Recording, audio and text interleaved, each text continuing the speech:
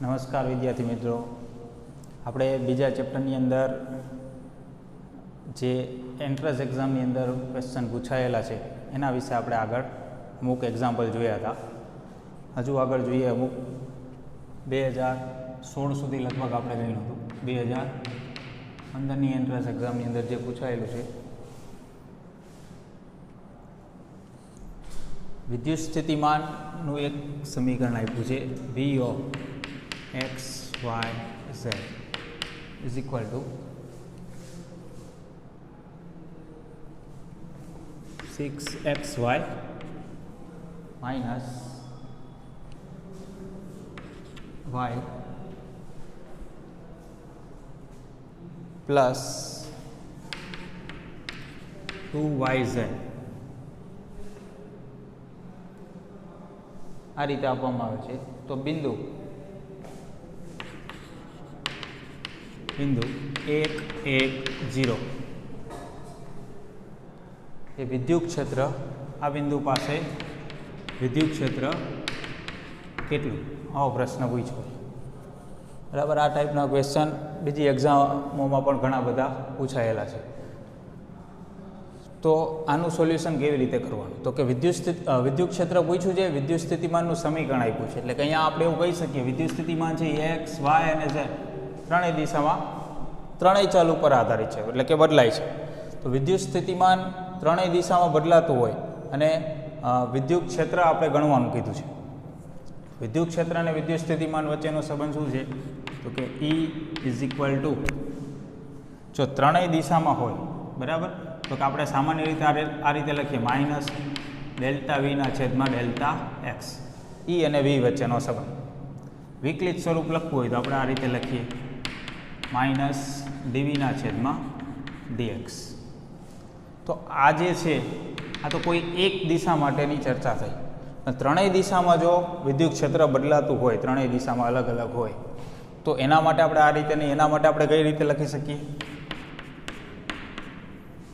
ત્રણેય દિશામાં બદલાતું હોય તો માઇનસ વિકલિત સ્વરૂપ પણ ખંડશઃ વિકલન એવું કહેવાય, ડેલ વીના છેદમાં ડેલ એક્સ.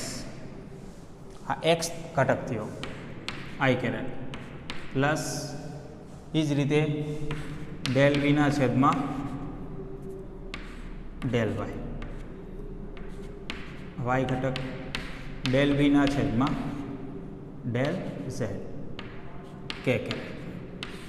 એટલે કે આ જે છે એ આ રીતનું જ વિકલન છે, બરાબર. થોડુંક અલગ પડશે, કેમ કે અહીંયા આપણે જે વિકલન કરીશું એ વિકલનનો જે નિયમ છે એ પ્રમાણે જ કરશું. પણ એક વસ્તુ ધ્યાનમાં રાખશું કે બીજા વાય અને ઝેડ, ધારો કે એક્સનું વિકલન કરશું તો વાય અને ઝેડને આપણે અચળ કિંમત છે એવું ધારી લેશું. સામાન્ય રીતે આપણે વિકલન કરતા હોય, ધારો કે એક્સ અને વાય આ રીતે છે, તો આનું વિકલન કરીએ, ધારો કે ઝેડ બરાબર આ રીતે છે, ટીની સાપેક્ષે વિકલન કરીએ તો શું લખીએ આપણે, ડી ઝેડના છેદમાં ડીટી બરાબર. આ બાજુ તો કે એક્સનું વિકલન કરશું ડીએક્સના છેદમાં ડીટી, વાયને આપણે એમને રાખશું અચળ, પ્લસ પછી એક્સને અચળ રાખશું ડીવાયના છેદમાં ડીટી. તો આ ગુણાકારનો નિયમ લાગુ પડશે વિકલનમાં, બંને ચલ હશે. તો અહીંયા આપણે શું કરશું, વાયને અચળ લઈ લઈશું, આને વિકલન કરી નાખશું, બરાબર. અને પછી કિંમત જે આપણને કીધી હશે એ પ્રમાણે મૂકશું. એટલે કે એકનું વિકલન કરશું, એકને અચળ ધારી લઈશું. જ્યારે અહીંયા આપણે બંનેનું વિકલન કરીએ છીએ વારાફરતી, એવું નહીં કરીએ. તો આટલો ફરક છે, ખાલી વિકલનની જે રીત છે એ જ છે, બરાબર. એમાં કંઈ ફરક નથી. એ તો ગણશું એટલે સમજાશે હમણાં. તો ખાલી એક જ ઘટકનું વિકલન કરવું હોય તો આપણે સાદું વિકલન કરી નાખીએ આ રીતે. પરંતુ અહીંયા ત્રણ અલગ અલગ એક્સ, વાય અને ઝેડ ત્રણેય દિશામાં વિદ્યુત ક્ષેત્ર બદલાય છે, તો અહીંયા આપણને ત્રણ ઘટક મળશે. તો પહેલો ઘટક ગણવો હશે તો એક્સની સાપેક્ષે વિકલન કરવું પડશે, વાય દિશાનો ઘટક ગણવો હશે વાયની સાપેક્ષે, અને ઝેડ દિશાનો ઘટક ગણવો હશે તો ઝેડની સાપેક્ષે વિકલન કરવું પડશે. તો આપણે ગણીએ પહેલાં એક્સ ઘટક, એટલે કે પહેલાં આપણે આ ગણીએ ડેલ વીના છેદમાં ડેલ એક્સ. તો વીની કિંમત જે છે એ આપણને આ રીતે આપેલી છે. કેટલું આપ્યું છે, તો કે 6xy minus Y plus 2yz. આનું વિકલન કેની સાપેક્ષે કરવાનું છે, તો કે એક્સની સાપેક્ષે કરવાનું છે બરાબર. તો એક્સની સાપેક્ષે આનું વિકલન કરીએ તો ઝેડ અને વાય આ બંને અચળ ધારી લેવાના, અચળ કિંમત છે એવું જ ધારી લેવાનું, વાય અને ઝેડ બરાબર. તો અહીંયા જો 6xy તો વાયને અચળ ધારી લઈએ તો એક્સનું વિકલન કેટલું થશે 1, તો વધ્યું કેટલું તો કે 6y. વાયને આપણે કેવું ધારી લેવાનું અચળ, તો અચળનું વિકલન કરીએ એક્સની સાપેક્ષે તો શું થાય 0. અહીંયા પણ જો બે વાય અને ઝેડને આપણે અચળ ધારી લેવાના છે કારણ કે એક્સની સાપેક્ષે વિકલન કરી છે. તો અચળ ધારી લઈએ એટલે અચળ કિંમતનું વિકલન કેટલું થાય 0, એટલે કે આ બંનેનું વિકલન 0 થઈ જશે કેમ કે અચળ ધારી લેવાનું એક્સની સાપેક્ષે વિકલન કરી છે એટલે કેટલું વધશે ખાલી આનું એકનું વિકલન થશે, એની અંદર એક્સ છે એટલે બરાબર. તો એક્સનું વિકલન થશે 1, વધ્યું કેટલું 6y, તો આટલું આવશે. આ જ રીતે આપણે વાયની સાપેક્ષે વિકલન કરી નાખીએ તો એમાં કેટલો આન્સર આવશે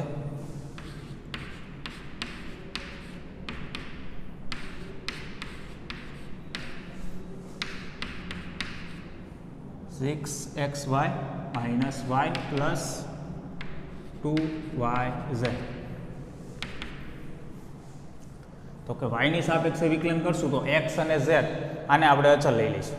તો જો અહીંયા પહેલી કિંમતની અંદર વાયનું વિકલન થશે 1, વધશે કેટલું 6x. વાયનું વિકલન અહીંયા કેટલું થશે 1 એટલે કેટલું વધશે -1. અહીંયા વાયનું વિકલન થશે તો એનું કેટલું વધશે 1, તો વધ્યું કેટલું 2z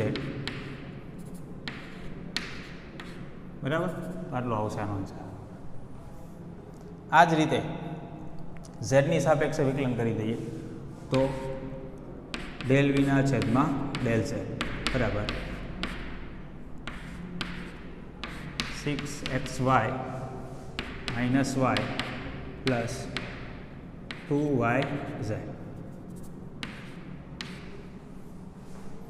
તો ઝેડની સાપેક્ષે વિકલન કરીએ એટલે એક્સ અને વાયને આપણે અચળ ધાર લેવા. તો જો આમાં એક્સ વાય છે એટલે અચળ થઈ ગયું આખું એટલે એ 0 થઈ જશે. આનું વિકલન એનું 0 થઈ જશે કેમ કે ખાલી વાય છે. ઝેડ અહીંયા છે તો અહીંયા વિકલન થશે, ઝેડનું વિકલન કેટલું થશે 1, તો વધશે કેટલું 2y બરાબર. તો આ રીતે એક્સની સાપેક્ષે જ્યારે વિકલન કરતા હોય ત્યારે વાય અને ઝેડને અચળ ધારી લેવાના, એનું વિકલન આવે તો 0 કરી નાખવાનું એનું વિકલન બરાબર. એ જ રીતે વાયની સાપેક્ષે વિકલન કરીએ તો એક્સ અને ઝેડને આપણે અચળ ધારવાના, એનું વિકલન 0 કરી નાખવાનું, અને ઝેડની સાપેક્ષે વિકલન કરીએ તો એક્સ અને વાયને અચળ ધારવાના બરાબર. તો આ રીતે વિકલન કરીએ આને આંશિક વિકલન કહેવાય અથવા તો ખંડસહ વિકલન કહેવાય. એટલે કે એક એક ભાગનું આપણે અલગ અલગ વિકલન કર્યું કહેવાય, એક્સની સાપેક્ષે, વાયની સાપેક્ષે અને ઝેડની સાપેક્ષે. તો આપણને અહીંયા આ રીતે વિકલન કરશું તો આ રીતે આપણને કિંમતો મળી જશે બરાબર વિકલનથી. પણ હવે આપણે જોવાનું છે કયા બિંદુ પાસે આપણે વિદ્યુત ક્ષેત્ર ગણવું છે. તો અહીંયા આપણને બિંદુ આપ્યું છે 1, 1, 0. એટલે આનો અર્થ એવો થાય એક્સ ઘટક છે એ આપણે 1 લેવાનો, વાય ઘટક છે એ આપણે 1 લેવાનો, અને ઝેડ ઘટક કેટલો થશે 0 લેવાનો, આવો અર્થ થયો. તો હવે જે વિકલન કર્યા છે ત્યાં આપણે એની કિંમત મૂકીએ તો 1, 1, 0 આની અંદર મૂકીએ તો વાય કેટલું લેવાનું છે 1, વાય 1 લેશું એટલે કેટલું આવ્યું 6. એ જ રીતે અહીંયા એક્સની કિંમત કેટલી લેવાની છે 1 પ્લસ ઝેડની કિંમત કેટલી લેવાની છે 0, તો કેટલું આવશે અહીંયા 6 -1 એટલે કે 5, આ તો થઈ જશે 0. એ જ રીતે અહીંયા વાયની કિંમત કેટલી લેવાની છે 1, તો કેટલું આવશે આન્સર 2. તો મળી ગયા બધા. આ બધાની કિંમત એની જગ્યાએ મૂકી દે. જો અહીંયા કેટલું આવ્યું જો કે 6, અહીંયા કેટલું આવ્યું એની કિંમત આવી 5, અને અહીંયા કેટલું આવ્યું એની કિંમત આવી 2. તો વિદ્યુત ક્ષેત્ર કેટલું થયું તો કે E સદિશ બરાબર, કેમ કે સદિશ સ્વરૂપે થશે, E સદિશ બરાબર આગળ માઇનસ છે બરાબર, તો -6 i caret -5 j caret -2 k caret. આ રીતે આન્સર થશે બરાબર. તો યાદ રાખવાનું આવી રીતે વિદ્યુત સ્થિતિમાનનું સમીકરણ આપ્યું હોય અને વિદ્યુત ક્ષેત્ર પૂછે તો શું કરવાનું છે, કોઈ એક બિંદુ આપણને આપી દેશે કે આ બિંદુ પાસે આપણે વિદ્યુત ક્ષેત્ર ગણો એમ. તો વારાફરતી એક્સની સાપેક્ષે, વાયની સાપેક્ષે અને ઝેડની સાપેક્ષે વિકલન કરી નાખવાનું આ રીતે, અને કિંમત મૂકી દેવાની બિંદુની દરેકની અંદર, એટલે બધા ઘટક મળી જશે. એક્સ ઘટક મળી જશે, વાય ઘટક મળી જશે અને ઝેડ ઘટક એ મળી જશે. ખાસ ધ્યાન રાખવાનું છે અહીંયા આગળ માઇનસ આવે છે બરાબર, ભૂલાય નહીં. તો આ આન્સર આપણે મળશે. જોઈએ બીજો.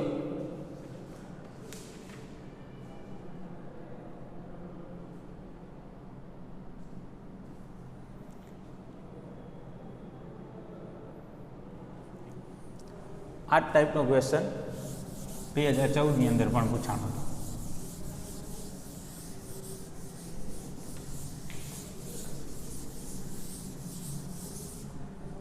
એની અંદર વિદ્યુત સ્થિતિમાનનું સમીકરણ આપ્યું છું 6x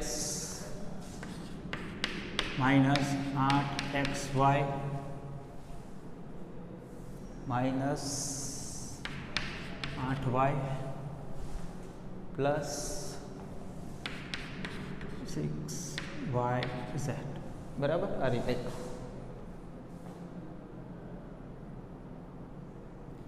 જ્યાં v વોલ્ટમાં x y z મીટરમાં. તો અહીંયા કીધું છે 1 1 1 આ બિંદુ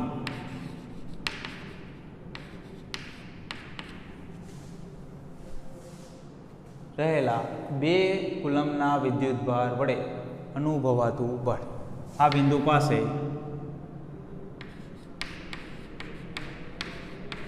રહેલા 2 કુલમ વિદ્યુતભાર પર લાગતું બળ.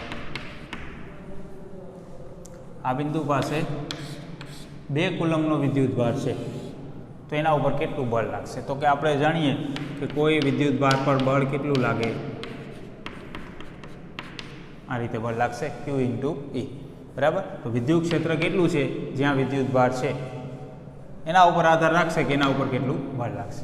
તો આપણને વિદ્યુતભાર તો કહી દીધો છે 2 કુલમ, તો વિદ્યુત ક્ષેત્ર કેટલું આ બિંદુ પાસે એ ગણવાનું થશે, જે હમણાં આપણે ગણ્યું હતું બરાબર. કેવી રીતે ગણવાનું? તો કે x ઘટક જોતો હોય આ રીતે આપણે ગણીએ. x ઘટક જોતો હોય તો માઇનસ ડેલ વીના છેદમાં ડેલ એક્સ આ રીતે મળશે x ઘટક. તો આનું x ની સાપેક્ષે વિકલન કરીએ તો y અને z અચળ રાખવાના બરાબર. તો આપણે આનું વિકલન કરીએ તો 6x એનું કેટલું આવશે 6 થશે બરાબર. આગળ માઇનસ છે આ રીતે બ્રેકેટ કરી દઉં, આગળ માઇનસ છે. એ જ રીતે અહીંયા x ની સાપેક્ષે વિકલન કરીએ એટલે y ને અચળ ધારી લેવાનું, કેટલું આવશે -8y બરાબર. એક્સનું એક થઈ જશે. એ જ રીતે અહીંયા y ને તો અચળ ધારી લેવાનું એટલે આખું અચળ થયું એટલે 0 થઈ જશે. એ જ રીતે અહીંયા 0 થઈ જશે બરાબર. y અને z અચળ ધારી લેવાના. તો વધ્યું કેટલું? ઓકે -6 + 8y આવું થશે. આગળ માઇનસ છે એટલે કયા બિંદુ પાસે ગણવાનું છે? તો કે 1 1 1 એટલે કે x કેટલું થશે 1, y કેટલું થશે 1 અને z કેટલું થશે 1. તો -6 + 8 અને y ની કિંમત 1. તો કેટલો આન્સર આવ્યો 2. તો x ઘટક મળી ગયો. આ જ રીતે y ઘટક કેટલો આવશે?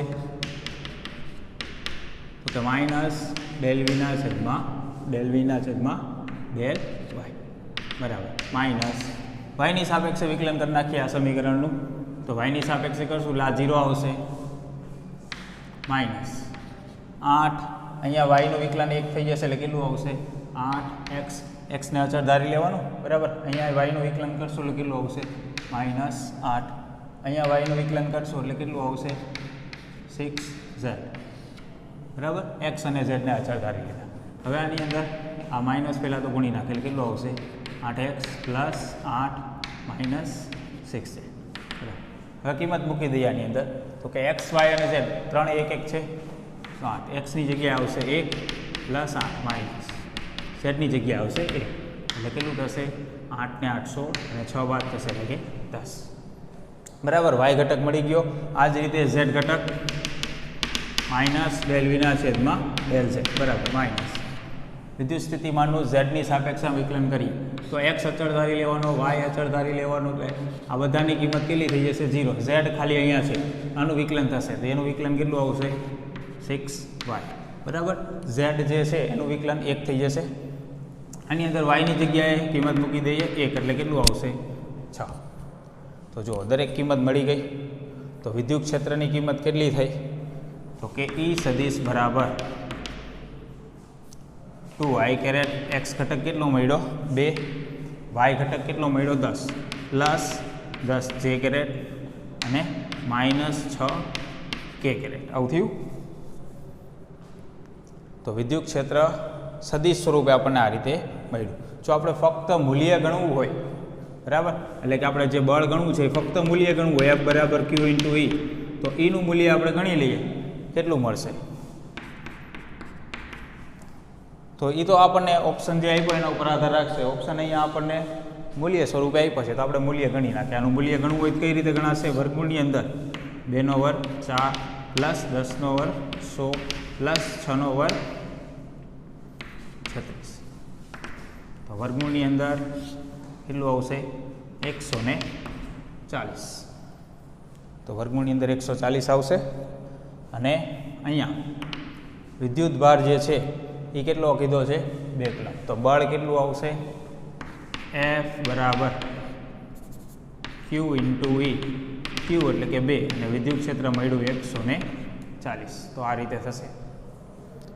તો જો આટલા ન્યૂટન આવશે, કારણ કે એકમ બધા એસઆઈ એકમમાં છે, વોલ્ટેજ છે એ વોલ્ટમાં છે, એક્સ વાય અને ઝેડ મીટરમાં છે, બરાબર. તો બળ આટલું આવશે 2 વર્ગમૂળની અંદર 140. તો આ રીતનો કંઈક આન્સર હોવો જોઈએ, બરાબર. તો જો આની અંદર 140ની અંદર પણ જે કોમન નીકળે છે એને કોમન કાઢ્યું છે, બરાબર. તો અહીંયા આપણે કોમન કાઢવું હોય તો આપણે આવી રીતે લખી શકીએ. 2 વર્ગમૂળની અંદર 4 ગુણ્યા 35 આવું લખી શકીએ, બરાબર. કેમ કે 35 ગુણ્યા 4 કરશું આપણે તો 140 થશે.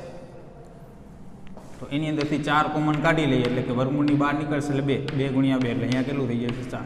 વર્ગમૂળમાં કેટલા વધશે? 35, બરાબર. આવો કંઈક આન્સર આવ્યો છે.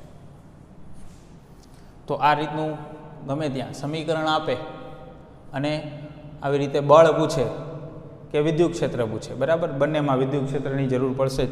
તો વિદ્યુત ક્ષેત્ર ગણતી વખતે અલગ અલગ ઘટક આવી રીતે કરી નાખવાના, બરાબર. વિકલન કરી નાખવાનું.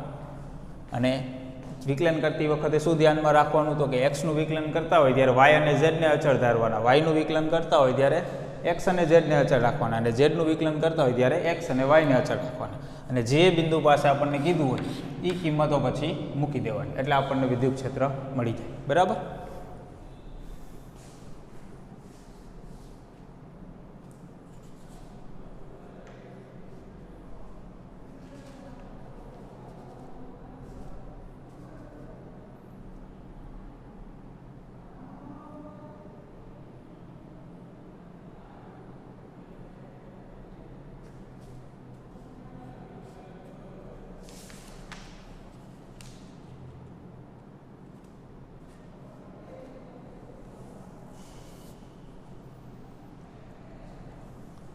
પછી 2014ની અંદર વિદ્યુત સ્થિતિમાન આધારિત ક્વેશ્ચન પૂછાયો પણ થિયરિટિકલ જેવો છે, બરાબર. આવી કંઈક આકૃતિ આપી છે, આવું કીધું છે. આ જુદા જુદા બિંદુ દર્શાવ્યા છે કે એ, બી અને સી આવી રીતે. તો આ ત્રણેય બિંદુ પાસે વિદ્યુત સ્થિતિમાન કઈ રીતે હશે? સમાન વિદ્યુત ક્ષેત્ર છે. તો વિદ્યુત સ્થિતિમાન કઈ રીતે હોય? જે દિશામાં વિદ્યુત ક્ષેત્ર હોય આ રીતે, આ દિશામાં છે વિદ્યુત ક્ષેત્ર, તો વિદ્યુત સ્થિતિમાનની કિંમત કઈ રીતે હોય? તો આ રીતની કંઈક આકૃતિ બતાવી છે.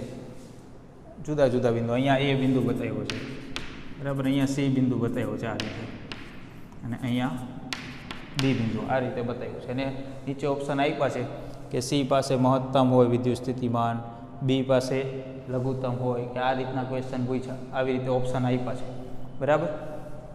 તો વિદ્યુત ક્ષેત્રની દિશા કઈ હોય? તો કે વધુ વિદ્યુત સ્થિતિમાનથી ઓછા વિદ્યુત સ્થિતિમાન તરફ હોય. તો અહીંયા આપણે આનું વિદ્યુત સ્થિતિમાન VB કહું, આનું વિદ્યુત સ્થિતિમાન VC કહું, અને આનું વિદ્યુત સ્થિતિમાન VA કહું, તો વધારે વિદ્યુત સ્થિતિમાન આ બાજુ હશે અને આ બાજુ જાઓ એમ વિદ્યુત સ્થિતિમાન ઘટતું જાય. તો અહીંયા આપણે આવું લખી શકીએ, VBની કિંમત. તો આ રીતે આપણે કહી શકીએ આ બાજુ વિદ્યુત સ્થિતિમાન વધારે હશે. તો હવે ઓપ્શન જોઈ લેવાનો, જે રીતનો ઓપ્શન આપણને આપેલા હશે એમાંથી સાચો કયો થશે એ જોઈ લેવાનો અંદર. તો અહીંયા આપણને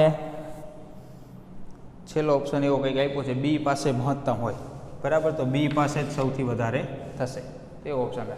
તો આ રીતના થિયરિટિકલ ક્વેશ્ચન પણ પૂછાતા હોય છે, બરાબર. પણ આપણે કેલ્ક્યુલેશનવાળા હશે એવા ક્વેશ્ચન જ જોઈએ, આવા થિયરિટિકલ હશે એમાં ટાઈમ બગાડતા નથી.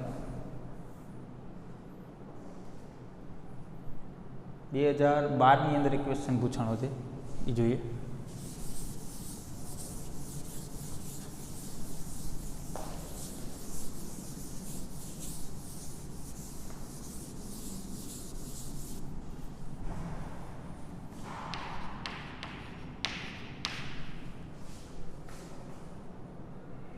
ચોરસના દરેક ખૂણાના 4 બિંદુઓ પર વિદ્યુતભાર એક ચોરસ આપ્યો છે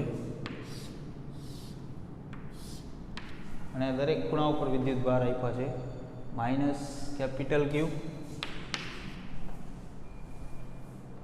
માઇનસ ક્યુ સ્મોલ ક્યુ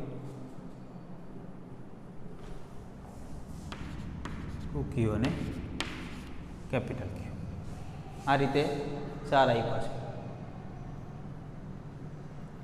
તો અહીંયા આપણને એવું કીધું છે કેપિટલ ક્યુ અને સ્મોલ ક્યુ ના ખાલી જગ્યા સંબંધ માટે ચોરસના કેન્દ્રએ સ્થિતિમાન 0 થાય. બરાબર. ચોરસના કેન્દ્ર પાસે અહીંયા વિદ્યુત સ્થિતિમાન 0 થાય.